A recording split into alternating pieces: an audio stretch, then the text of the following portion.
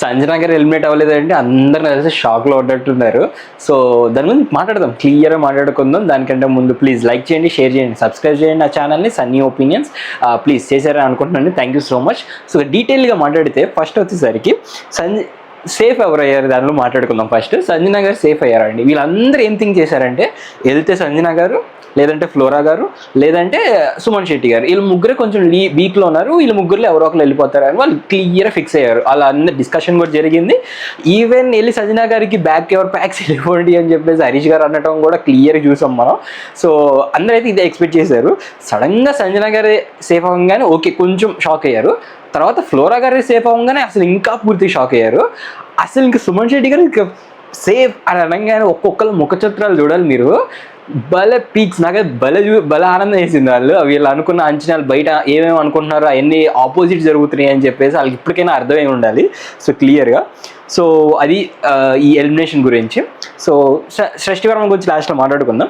And ఇంకా food గురించి జరిగిందండి, మళ్ళీ ఫుడ్ గురించే. ఎందుకంటే ఈ వీక్ అంతా జరిగింది ఏమీ లేదు, జస్ట్ కెప్టెన్సీ టాస్క్. ఇంక నెక్స్ట్ అంతా ఫుడ్, ఒకసారి ఎగ్, ఒకసారి చపాతీ, ఒకసారి ఫ్రూట్స్, ఏదో ఒక సోది, ఒకసారి థమ్స్అప్, ఇంతే మొత్తం ఫుడ్ మీద జరిగింది. మొత్తం డ్రామా అంతా అన్ఫోల్డ్ అయిందంతా ఫుడ్ గురించే. ఇందుట్లో సంజన గారు లేచి ఇప్పుడు ఓనర్లు తోపా లేకపోతే కెప్టెన్ తోపా, ఓనర్లు ఈ మానిటర్లు కూడా వినాలా లేదా, ఇది ఒక మంచి పాయింట్ రైజ్ చేశారు. ద పాయింట్ ఈజ్ ఇక్కడ ఏంటంటే మీరు చెప్పే విధానం, సంజన గారు చెప్పే విధానం, సంజన గారు వెళ్ళి నువ్వు ఇది చెయ్యి, నువ్వు అది చెయ్యి, నువ్వు ఇలా చెయ్యి, నువ్వు అలా చెయ్యి అని ఆర్డర్ వేస్తారు. అది నచ్చట్ల మానిటర్లు ఎప్పుడు మేము కెప్టెన్ మాట వినలేదు అని ఎప్పుడు చెప్పలేదు. వాళ్ళు చెప్పేది ఏంటంటే మీరు ఆర్డర్ ఇవ్వకండి, మాకు మీరు ఇదే చేయాలి అని చెప్పి మాకు గట్టిగా చెప్పకండి, అలా చెప్తే మేము చెయ్యము అని చెప్పేసి వాళ్ళు చెప్పేది. సో అందులో నాకు ఎందుకో క్లియర్గా నా ఒపీనియన్ అయితే సంజన గారిదే మిస్టేక్ ఉంది.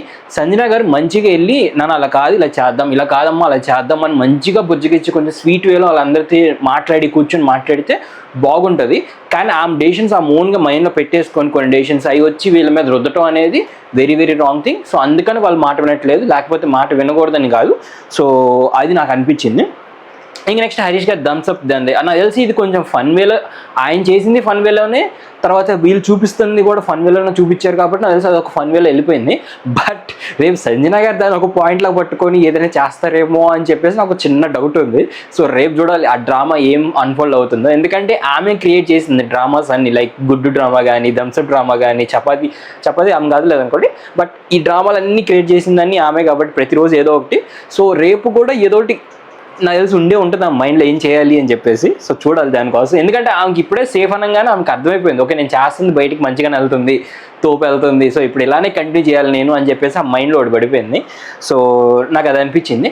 అండ్ ఇందులో కొన్ని కాషన్స్ ఉన్నాయండి, అందరికి ఒక కాషన్ ఇచ్చారు. ఒక కాషన్ ఎవరికంటే పవన్కి, లాస్ట్ దాకా ఉంచి పవన్కి ఒక దాని ఏమంటారు బ్రెయిన్, ఒక బల్బ్ వెలిగించారు. ఏమని, నువ్వు సరిగ్గా ఆడట్లేదు అని చెప్పేసి ఆయన కొంచెం కాషన్ ఒకటి.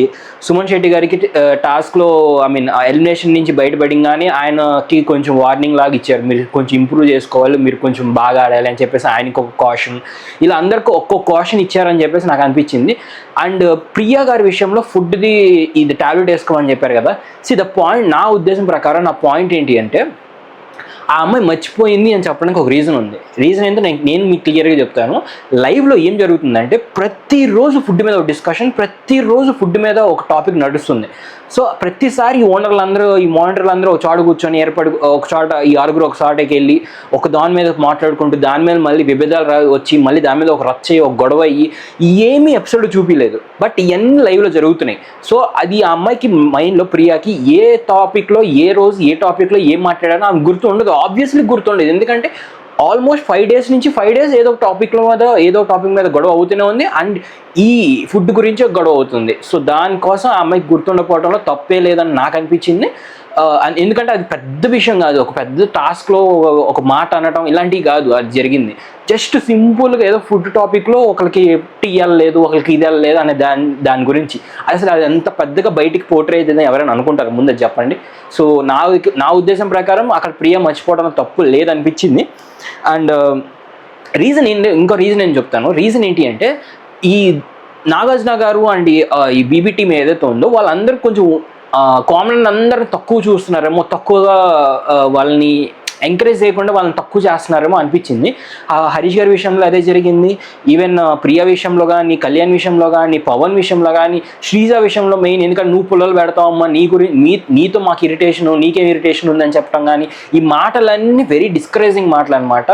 అండ్ సెలబ్రిటీనే పొగడాలి, సెలబ్రిటీనే వీళ్ళు పైకి తీసుకొని రావాలి అంటే మాత్రం అసలు వాళ్ళని తీసుకురావడం ఎందుకు నాకు అనిపించింది. ఎందుకంటే ఒక్కరిని పొగలేదు. అండ్ అసలు కళ్యాణ్ గురించి కూడా మాట్లాడలేదు ఆయన. మనీష్ గారి గురించి మాట్లాడలేదు, కళ్యాణ్ గురించి మాట్లాడలేదు, ఎక్కడ కనపడలేదు ఆయన మాట్లాడినట్టు. సో నాకెందుకు ఈ పార్షియాలిటీ జరుగుతుందేమో అనిపిస్తుంది కామనర్స్కి అండ్ సెలబ్రిటీస్కి. అండ్ హరీష్ గారు అయితే నాకు తెలిసి వాళ్ళంతా మూడ్ ఆఫ్లో ఉన్నారు. ఆయన ఏంటి అంటే, ఆయన వ్యక్తిత్వం అలాంటిది అంటే, ఎదుటి వ్యక్తి చిన్నోళ్ళవని పెద్దోళ్ళవని, ఆయన ఒక తప్పు, నేను తప్పు చేయకపోయినా తప్పు అంటే మాత్రం ఆయన అయితే ఊరుకోడు. ఈవెన్ మనం అగ్ని పరీక్ష నుంచి చూస్తూనే ఉన్నాం ఆయన గురించి ఇదే పందాలో. సో నాకు తెలిసినంత వరకు ఈ మూడ్ ఆఫ్ అనేది కొన్ని రోజులు ఇలానే కంటిన్యూ అవుతుందేమో అనుకుంటున్నాను. రీజన్ ఏంటి అంటే, తనూజ గారు ఫస్ట్ రోజు ఏదో చిన్న ఫుడ్లో డిస్కషన్ జరిగితేనే దాన్ని డ్రాగ్ చేసి 7th దాకా తీసుకెళ్లారు ఆయన, నాగార్జున ముందు దాకా. సో ఈ టాపిక్ని మళ్ళీ ఇంకా డ్రాగ్ చేస్తారు ఖచ్చితంగా. సంజన గారికి ఈయనకు పెద్ద డిస్కషన్ జరగబోతుంది దీని మీద అని చెప్పేసి నాకైతే ఉండబోతుంది, ఏదో జరిగిద్ది ఖచ్చితంగా వీళ్ళిద్దరికి అనిపిస్తుంది. సో అది ఇంకా దీని గురించి. ఇంకా టాస్క్ వద్దామండి. Very very very unfair, clearly unfair. Reason ఏంటి అంటే, వాళ్ళు వేసుకున్న డ్రెస్సులు ఏంటి అసలు అది పెద్ద టాస్క్.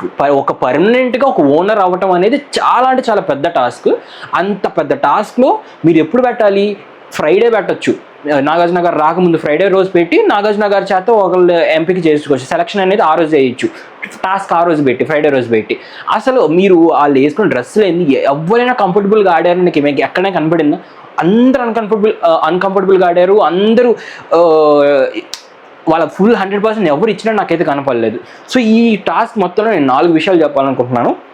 ఒకటి వచ్చేసరికి బర్నీ గారి strength.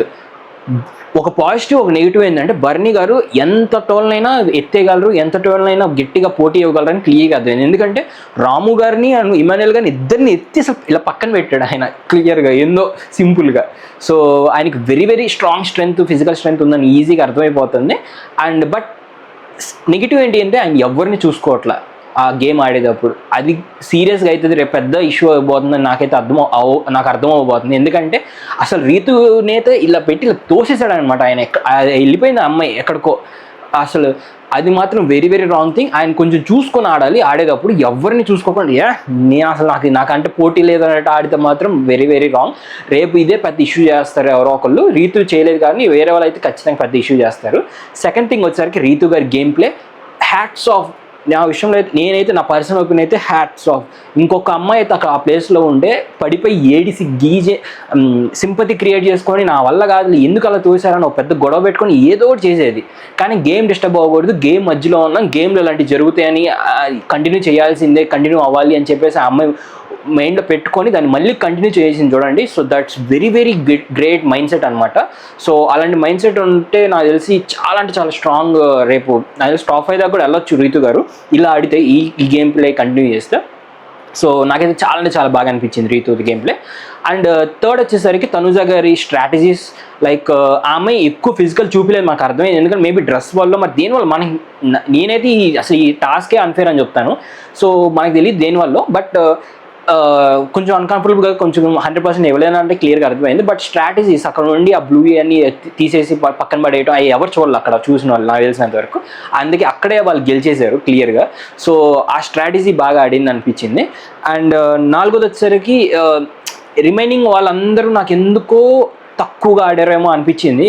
I mean maybe because of dress. నేనైతే పెద్ద ఒపీనియన్ పెట్టాను. బట్ ఇంకోటి ఏంటి అంటే శ్రేష్ఠి వర్మ ఆట తీరు. సో ఫైనల్గా వచ్చేసాం కాబట్టి Shreshti Varma is out of the Bigg Boss, మనం చూసాం ఎలిమినేటెడ్. సో ఫెయిరా అన్ఫెయిర్ అనే టాపిక్ వస్తే అన్ఫెయిర్ నా ఉద్దేశం ప్రకారం వెరీ వెరీ అన్ఫెయిర్. రీజన్ ఏంటంటే మనం ఆ అమ్మాయిని చూసింది ఓన్లీ 1 వీకే. టాస్క్లు ఏమీ పెట్టలేదు Bigg Boss, only captaincy task ఒక్కటే పెట్టాడు. సో అక్కడ మీ అమ్మాయిది ఒక దాన్ని ఏమంటారు, ఎలా ఆడిద్ది, ఏం బయటపడదు. అండ్ ఆమె పర్సనాలిటీ ఎపిసోడ్స్లో ఎక్కడ చూపించలేదు, అసలు అమ్మాయిని చూపించలేదు ఆల్మోస్ట్. అదొకటి. ఇన్ని సరిగ్గా చూపినప్పుడు మీరు ఒక వీక్లో అమ్మాయికి ఓట్లు ఎలా పడతాయని ఎక్స్పెక్ట్ చేస్తారు, అసలు ఆ అమ్మాయిని ఎలా పంపిస్తారు బయటికి? నార్మల్గా నాకు తెలిసి హౌస్లో ఉన్న వాళ్ళందరూ కూడా ఇదే థింక్ చేసి ఉంటారు, ఫస్ట్ వీక్ కదా ఎవరిని బయటికి పంపించలే అన్న ఉద్దేశంలో ఉండుంటారు నాకు తెలిసినంత వరకు. బట్ ఇప్పుడు అందరు షాక్లో ఉంటారు ఇలా పంపించేసరికి బయటికి. So that's very very unfair. ఎందుకంటే ఆ అమ్మాయి ఏడుస్తుంది, నవ్విస్తుంది, మింగిల్ అవుతుంది, గ్రూప్ క్రియేట్ చేస్తుంది, లైక్ అందరిలో వెళ్ళి మాట్లాడుతుంది, గోల్ చేస్తుంది, మంచిగా పని చేస్తుంది, క్లీనింగ్ వర్క్, ఎంత క్లీనింగ్ వర్క్ చేస్తుందని ఆ అమ్మాయి, క్లీనింగ్ వర్క్ నీట్గా చేస్తుంది, అందరితో మంచి గురించి మాట్లాడుతుంది. ఇప్పుడు ఎవరైనా ఒక లోలో ఉన్నారంటే ఆ అమ్మాయి first person to go and console. So ఇన్నున్నాయి లైవ్లో ఆ అమ్మాయి చేసిన పనులు. మీరు ఏమి ఎపిసోడ్లో చూపించకుండా ఆ అమ్మాయిని బయటికి పంపించడం అనేది నాకు ఎందుకో వెరీ వెరీ అన్ఫేర్ అనిపించింది. నేను నిన్న చెప్పిన విధంగానే సంజన గారికి, ఫ్లోరా గారికి ఏదో ఒక టాపిక్ నడుస్తుంది, ఒక గ్రజ్జ, ఒక రివెంజ్ డ్రామా నడుస్తుంది కాబట్టి ఆ అమ్మని ఉంచాలి అని చెప్పేసి ఫిక్స్ అయ్యారేమో అనిపించింది నాకైతే. అండ్ సుమన్ శెట్టి గారిది కూడా ఒక రీల్ బయట ట్రెండ్ అవుతుందండి, లైక్ ఆయన ఇలా స్ప్రే కొడితే you have to enjoy very small little things అని చెప్పేసి ఒక చిన్న ట్రెండ్ అవుతుంది. రూమ్ స్ప్రేలో కొడితే ఆయన దాన్ని చూసి వావ్ అంటాం, లైక్ ఆ స్ప్రేని పీల్చి భలే ఉంది అని చెప్పి సర్ప్రైజ్ అవ్వటం, అది ట్రెండ్ అవుతుంది వల్ల. అండ్ ఆయన ఈ కెప్టెన్సీ టాస్క్లో ఆయన ఫాస్ట్గా వెళ్ళి బెల్లు కొట్టారు కదా, ఈ రెండు విషయాల్లో తప్ప నాకు ఆయన దాన్ని ఏమంటారు చాలా బాగా ఆడాడు లేకపోతే చాలా బాగా ఒపీనియన్ చెప్పారు అన్న పాయింట్ అయితే ఎక్కడ కనపడలేదు. మరి ఓట్లు ఎలా పడుతున్నాయో లేకపోతే ఎవరెవరు ఓట్లు వేస్తున్నారో కనీసం కమెంట్ బాక్స్లో కమెంట్ చేసి చెప్పండి ఆయనకి ఎందుకు ఓటు వేస్తున్నారని చెప్పేసి. బికాజ్ ఆయన కూడా ఎపిసోడ్లో ఎక్కడ చూపించలేదు, జస్ట్ ఈ కొన్ని బయటకు వచ్చిన ఈ ట్రెండ్స్ లైక్ జియో హాట్స్టార్ వాళ్ళు ఇలా పెట్టి ట్రెండ్ చేశారు, రీల్ పెట్టి. సో మేబీ ఇలాంటి విషయాల వల్ల, ఇలాంటి ట్రెండ్ అవటం వల్ల, ఆ రీల్ ట్రెండ్ అవటం వల్ల మేబీ ఓట్లు పడుతున్నాయేమో, నాకైతే తెలియదు. ఒకసారి నాకు కమెంట్ బాక్స్లో కమెంట్ చేసి చెప్పండి ఎవరైతే ఓట్స్ వేస్తున్నారు సుమన్ శెట్టి గారికి దాని గురించి. సో లాస్ట్కి ఇంకా శ్రేష్ఠి వర్మ ఒక ముగ్గురిని ఎంపిక చేసుకుంది, దానిలో ఎక్కువ చెప్పాల్సిన అవసరం లేదు. ఆ అమ్మాయి పర్సనల్ ఒపీనియన్, అది పర్సనల్గా గ్రడ్జ్ ఉన్న ఒపీనియన్, గేమ్ పరంగా కాదు. రీజన్ ఏంటి అంటే ఈ ముగ్గురు, ఈ ఎవరైతే బర్నీ, తనుజ, రీతు ఎవరు అంటే ఆ ముగ్గురు అమ్మాయితో క్లోజే. బట్ ఆ ఒక గుడ్డు జరిగిన ఒక ఇన్సిడెంట్లో ఆ అమ్మాయికి కొంచెం నెగిటివ్ అయిపోయారు, దానివల్ల పెట్టేసింది అక్కడ ఫేక్ వీళ్ళు అని చెప్పేసి. రియల్గా అయితే అది నాకేమో కరెక్ట్ అనిపించలేదు, కెమెరా ముందు ఒకలాగా వెనక ఒకలాగా అని చెప్పేసి. నాకైతే అందుట్లో అంత మీరు ఆలోచించి దానిలో పెట్టాల్సిన అవసరం లేదు. బికాజ్ ఆ అమ్మాయి పర్సనల్గా ట్రస్ట్ పోయింది కాబట్టి అక్కడ ఆ ఉద్దేశం పెట్టింది. అండ్ ఈ రాము, హరీష్, మనీష్, ఫ్లోరా గారు కూడా ఆ అమ్మాయితో కూర్చొని రోజు మాట్లాడతారు. ఇందులో ఒకరు మిస్ అవుతున్నారు, కళ్యాణ్ గారు కూడా. ఈ ఐదుగురు ఎప్పుడు ఆ అమ్మాయితో ఉండి, ఆ అమ్మాయితో కూర్చొని మాట్లాడి కబుర్లు చెప్పి ఏదోటి ఒక కన్వర్జేషన్ స్టార్ట్ అవుతుంది అనమాట. సో దానికోసం వాళ్ళ నలుగురిని పెట్టింది అక్కడ. సో ఇది ఈ ఎపిసోడ్ వరకు నాకు తెలిసినంత వరకు శ్రేష్ఠి వర్మ అయితే అన్ఫేర్ ఎలిమినేషన్ నాకు అనిపిస్తుంది. మీ కమెంట్ ఏందో, మీ ఒపీనియన్ మీరు కూడా కమెంట్ బాక్స్లో కమెంట్ చేసి చెప్పండి. That's it from today. Thank you so much. Sunny signing off.